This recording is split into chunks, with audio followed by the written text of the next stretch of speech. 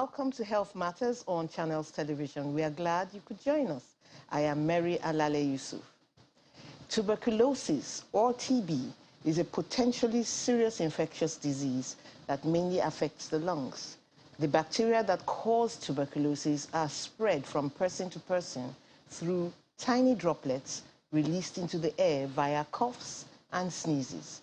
According to the World Health Organization, 1.5 million people died from TB in 2020, including 214,000 people with HIV. About 10 million people fell ill with tuberculosis worldwide in 2020, among them 1.1 million children. Child and adolescent TB is often overlooked by health providers and can be difficult to diagnose and treat. Globally, TB incidence is falling at about 2% per year, and between 2015 and 2020, the cumulative reduction was 11%.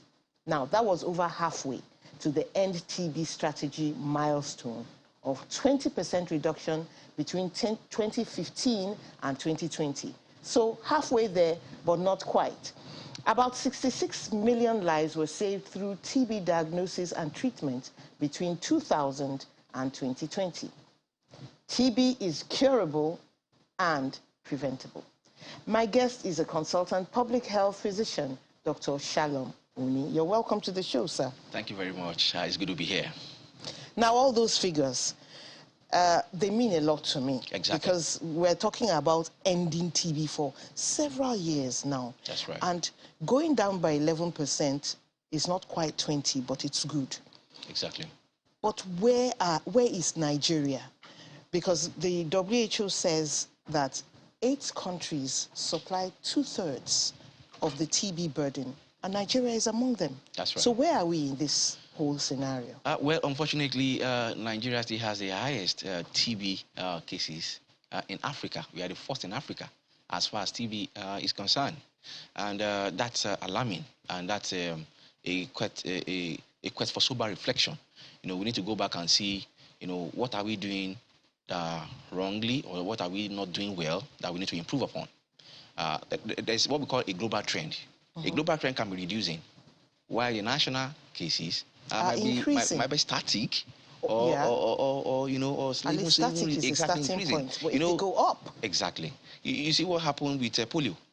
yes. Even though global trends, polio is being eradicated, but Nigeria was still having polio cases till we now got a certification a few years back. So it's possible, you know, for the global trend to be reducing, but Nigeria is not just having the cases. Right now, we still have about close to 500,000 cases of tuberculosis in Nigeria, and it's been said that there are many undiagnosed cases out there in the community, up to about 400,000 cases. Okay, undiagnosed cases. Yes. That brings us to what kind of symptoms do we look for to determine that, or at least suspect that somebody has TB? Basically, you know, characteristically, you want to look at cough, chronic cough, persistent cough of about 2 weeks duration, or cough on the spot for persons living with HIV/AIDS. Okay. You don't want to wait for 2 weeks of cough in persons living with HIV/AIDS. Once someone who is HIV positive is coughing, you must have a high index of suspicion that that cough could be a TB. But in otherwise normal individuals, persistent cough of 2 weeks duration, weight loss, significant weight loss. You know, in this community, in this environment, people will be happy. I'm losing weight. So significant weight loss, you know, that is not attributable to any effort. Exactly. So then you also look at night sweats. Some people call it drenching night sweats. That is, at night there is proper ventilation, but you still discover that you're sweating. You know, your clothes, you know, your duvet, or not your pajamas, you know, sweat, or your bed sheets, or something like that. So that's also part of it. Fever, especially at night, elevated temperature. That's what we call fever. So that's also part of it. Then individuals who have been coughing for a while, they could cough and have blood stain, you know, sputum. So why are we having so many undetected cases? Well, it's a question for us in Nigeria really because there are a lot of undetected cases in the community, that is still ongoing. Number one, we want to look at the level of awareness. Mm. Yes, there was a time that TB awareness gained ascendancy, in time past. But in recent times, the emergence of other disease and outbreaks has taken the shine away, from TB. For example, the world is just coming out of a COVID-19 pandemic. COVID-19 has taken the center stage in the last 2 years, so nobody's talking about TB. Then even prior to COVID-19, we were talking about other SARS, we were talking about HIV, malaria and other things like that. So that has reduced the awareness on TB. But, one thing we do on World TB Day, like we had on the 24th of March, is to create that awareness, one more time. Do we have a problem of asymptomatic cases like we did with COVID? Exactly. Yes, there are another reason why we also have cases that are undetected in the community. It has some of these cases, are not showing the symptoms. In otherwise healthy individuals, it's possible for someone to be infected with tuberculosis and not show the symptoms, at least for a long time. Okay. Because the person is well-to-do, you are eating balanced diet, your immunity is strong, you are taking adequate rest, these are the factors that keeps the immunity strong. So you don't really see the ravaging impact of the bacteria in the health system of that individual. I have a question. For such an individual who is healthy, the immune system is up. Strong, exactly. Is this TB inactive? Is it dormant? In some cases, dormant. In some other cases, even active. Wow. Such individual might still be one of the sources of, community transmission of TB, because there's an ongoing subtle community transmission of TB right there. Because a lot of people are not complying, with their drugs. Some other individuals are not complying with hygiene, respiratory hygiene. Some other on the personal hygiene. Between three, then people are still living in overcrowding conditions, poor ventilated homes. That one is also ongoing. Then right now, the level of poverty has increased in the country, and in a way that will reduce the access to balanced diet that individuals can have access to. Okay, and we've overall got to remember that exactly. Poverty is linked to balanced diet. Low socio, exactly, and in low socioeconomic class also. However, TB is not also limited to low socioeconomic class. The high socioeconomic class are also having TB, but then it's in them that you have these undetected cases, the middle and the high socioeconomic class. Because they're keeping up with their... They're keeping up, exactly. Taking adequate rest, living in hygienic conditions. And eating well. Eating well.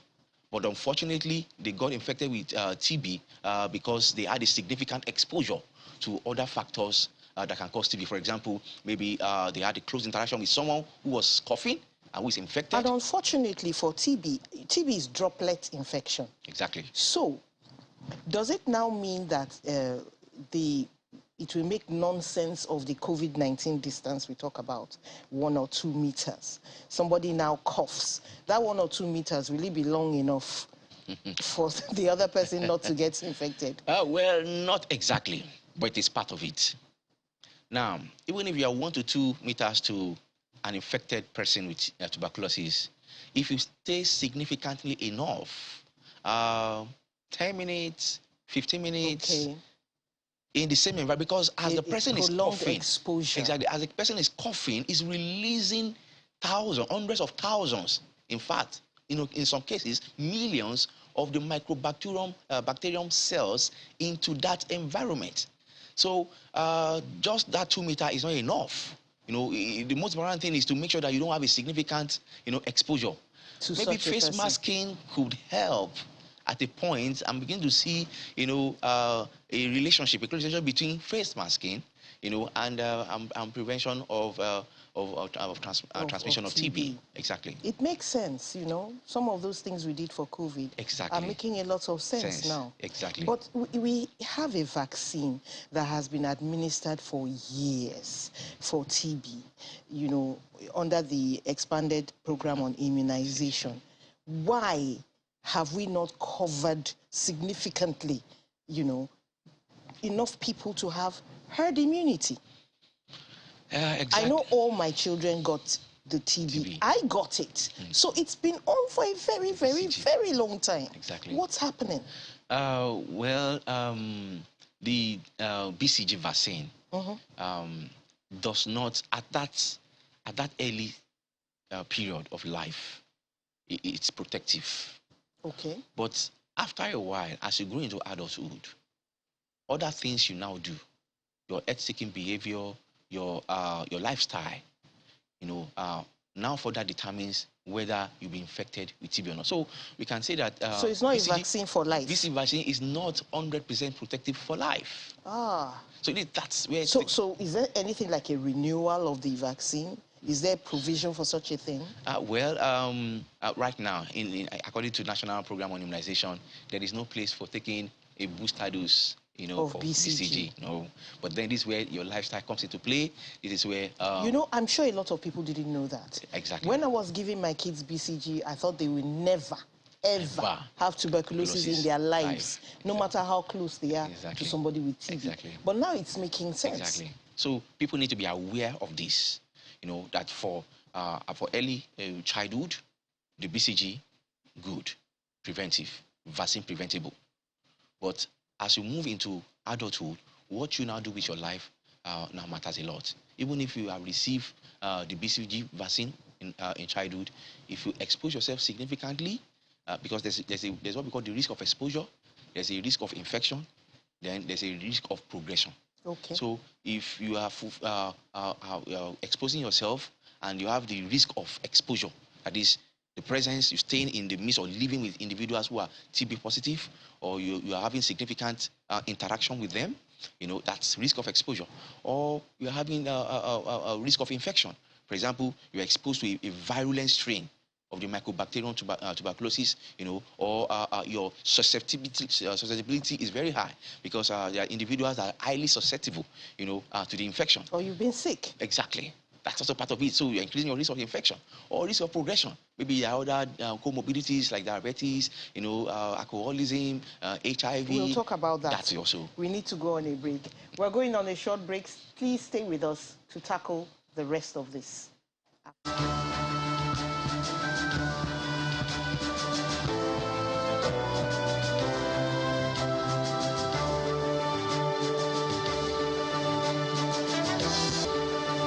Welcome back. This is Health Matters on Channels Television, and we are talking about tuberculosis, and Dr. Shalom Uni is in the house.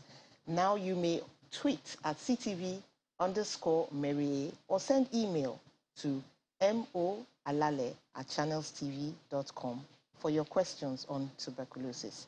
Dr. Uni, we were talking about the vagaries of this disease, and on top of everything, there are some they call multi-drug resistant TB, meaning that there are many drugs that it's resisting. Exactly. How serious is this problem?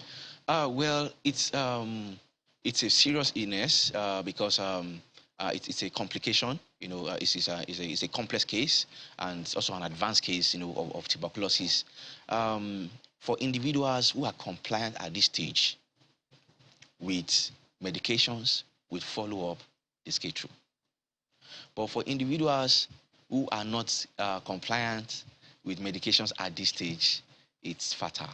So as serious as it is, because it's life-threatening, multi-drug, it's life-threatening, but due to recent research innovations on drugs, we have enough drugs that can undo multi-drug resistant TB. But it calls for compliance. It calls for a lot of supportive systems, on the part of the individual. Otherwise. So how difficult is compliance? I understand that these drugs have to be taken every single day. Exactly. In this side of the country, or as a whole, we are not used to taking pills every day. We see it as a burden.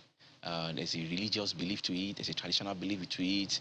There are a lot of connotations to it. So it's a major issue for us, in this side, of the country. But it's the only way out, right? It's the only way out. At the end of compliant treatment, Is TB curable? Very curable. 6 months, you're out. Dusted, done and dusted, you're out. So the important thing is to continue to shine that light of hope. Exactly. That you'll be out in 6 months. In 6 months. If you can give do it this. all it takes. Whatever it is, give it all it takes. If you need to improve your diet during this period, there are times you come for testing, 2 months, 5 months, 4 months. You're supposed to present yourself for testing. You come back again for your testing. You take your drug. Don't wait for anyone to, to remind you. Although now we have linkage coordinators, we have TB adherence, counselors, we have, individuals who help you. And then you have DOTS. Exactly, we have DOTS, exactly. Please explain what DOTS is. Well, we need to know. Yeah, DOTS is the directly observed therapy short course. We call it DOTS, D-O-T-S. It's a program whereby individuals who are positive with tuberculosis come to the facility and take their medication in the site, in the presence, of the health worker. So you watch the person taking his meds. Yes, you do that for a period of 2 weeks. Now it is snatched into 2 weeks, but before, it was 4 weeks, 8 weeks. But due to distance, due to economic implications, now you do for 2 weeks. But an individual, a partner, a TB adherence, partner from your house, someone who is close to you, who will ensure compliance at home, is expected to follow you during this period of time, so that the person also studies how you are taking it, studies how you are being given, and so that when you are out of DOTS, they can continue that with you at home. So that's directly observed therapy. We want to see you take that drug in our brain because the impact of non-compliance is fatal. So how is that working now? This directly observed thing with officers following up and everything, is there any improvement? In every TB center where treatment is being carried out, DOTS is taking place. So it's working well. It's one of the ways to ensure compliance. Many individuals have come to see what they are up to, and they're taking, it's even now easier. Before, you have several pills to swallow, plus injections. There was a time when streptomycin injection was part of it, but now you just have the pills, the capsule to swallow, and you are good to go. So it's even better now, and a lot of people, are improving. But then, so much work still needs to be done to strengthen the systems and the structures that ensure compliance in individuals. They say that HIV patients are like 18 times more susceptible to getting TB. That's right. How are you handling this with the complication of COVID on top again? In fact, in a lifetime, HIV patients are 50% at risk of getting infected with TB in a lifetime. In a year, 15 to 18% in a year. So they are really at risk. Now, coming with COVID-19 also, that becomes so many comorbidities. So you take it step by step. That you're HIV positive doesn't mean you cannot take the COVID-19 vaccine. No, you can. Then your TB patient, especially one that is not showing you're not symptomatic. You're using your drug regularly. Your sputum testing, are showing negative. You can also take. You've raised a point that I want to tackle. So it doesn't stop you. Yes. Somebody who has TB without symptoms taking drugs. Exactly. How do you catch such a person? How do you even know there's a person with TB who is not showing symptoms? Now, it's difficult. But this is where screening comes in. Screening those who are at risk comes in. Okay. For example, people living with those who have TB, they are a group of people who are at risk. People at work with a staff who just got diagnosed of TB, they are also at risk. So do screening for them. There's something Lagos State did recently, and they have these mobile vans, mobile TB screening program where you do an X-ray, and they can check through your lungs, because there are some individuals that even with their sputum test, you don't get any results. You diagnose the TB from the X-ray. This is the X-ray that shows you what is going on. Is that the most reliable method of diagnosing TB? Well, the first line of diagnosis of TB is the sputum test. Okay. However, there are different ways by which you can diagnose TB. There is the bacteria confirmation, sputum confirmation. There is clinical confirmation. You know, Is that blood? no, clinical confirmation is what you are, your symptoms, your signs and symptoms. Okay. The bacteria is when we do a gene expert test for you. We take the sputum test, we do a gene expert test for you. You produce just one sputum test, sputum sample, and it's done in the laboratories, and it is confirmed whether there's TB or not. So that it can also be confirmed. Then there is other X-ray. Under the clinical diagnosis, there's other X-ray. Some sputum tests come back negative, but the individual has TB. So, but when you now do an X-ray, it's able to show what is going on in the chest, and the TB X-rays are characteristic. TB X-rays, when you see it, you can't miss it. It's a TB X-ray. So, in such individuals, it is the X-ray that gives it away. So, then there are some other individuals that also have comorbidities. For example, in diabetes, in those who have other illnesses. I have to quickly ask you a question. With all this coughing and sneezing, you have things that land on surfaces. That's right. How long does this virus live outside of the host? Now, for tuberculosis, you're talking about COVID-19, yes, the virus. Talking about tuberculosis, it's a bacteria. Now, bacteria doesn't, you don't get contact with TB, through the surface. It is usually the inhalation. It is virus that succeeds. It is virus that survive for more days, on surfaces. Bacteria don't have that. Okay. So, majorly, TB is transmitted, not barely touching on surfaces, but inhalation of what is being produced at that moment. However, it also calls for hygiene of surfaces, because individuals can spit. In fact, you said something about sneezing and coughing. Spitting also. If somebody's spit touches the surface and you put your finger there right at the moment, and as a poor lifestyle, you put that in your mouth significantly, maybe that spit has enough concentration of bacteria, sure, the person is going to have it. Dr. Oni, it's been very interesting, but we've got to end here. Thank you so much. I could see you were rushing because you have so much to say. Thank you so much for coming. Thanks for having me. Thank you for being with us, and have a great day. I am Mary Alalelisi.